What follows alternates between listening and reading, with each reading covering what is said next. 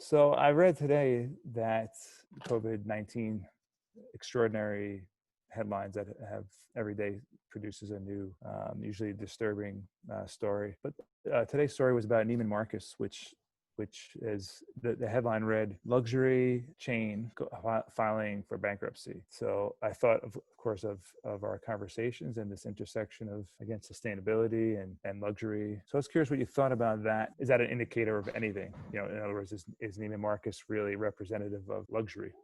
The way we have defined it. I think Neiman Marcus is a distributor of luxuries. A lot of brands that would be considered a luxury brand at every level, from a low level even to a very high level, are being distributed by Neiman Marcus. I'm really sorry to hear this news, but I am not so surprised because Neiman Marcus is part of the traditional channel of distribution of luxuries. One can imagine that they probably suffered before the coronavirus from the fact that more and more people are looking for solutions from online distribution channels. So I think about an organization like net-a-porter.com, which is sort of an online Neiman Marcus, which is the new model that the luxury business has seen, where people are going through. Another problem I see that Neiman Marcus does promotions. So the minute you are very involved in sales promotion is you create a type of luxury where people are looking for sales promotions. So you're not a very specialized, exclusive distributor of luxury. It's just one of the other, there's Saks Fifth Avenue, you have competitors, and you're just fulfilling a job which is very much based on your locations. Best locations are the one that sells the most. But during coronavirus,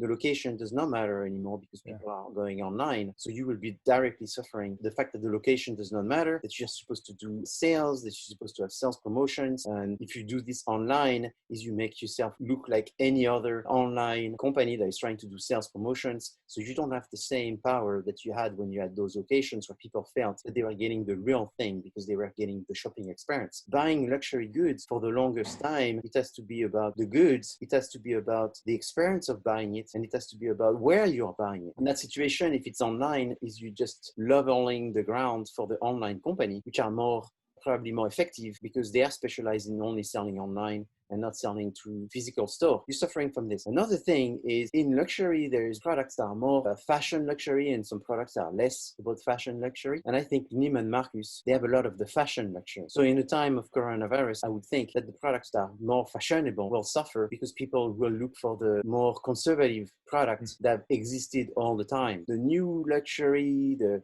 designer luxury, the more extreme luxury are going to be suffering during this time because people want to buy the for sure thing. And this is the time to buy a Rolex Oyster because this is the most famous, this is the more steady, this is the more classic, this is the more traditional. And if they buy this watch, they're probably going to go buy it from some very conservative distributor who is specialized just in that and not go to a store that would have a diversity of products. So it's harder for them. All of us didn't anticipate that it would go so bad and so long, and they were already in a situation of weaknesses before the coronavirus. So this is what we call the after coronavirus effect, are the ones that were struggling before are not going to get better during the coronavirus. And that makes it even harder. The world of luxury is really tough because in those type of situations, I think it's always the bigger, most famous, most popular brand that are going to survive, and not so much the brand that offers designs and innovation, because people are, I think, more conservative and they're going to go for things that are more secure. You mentioned luxury,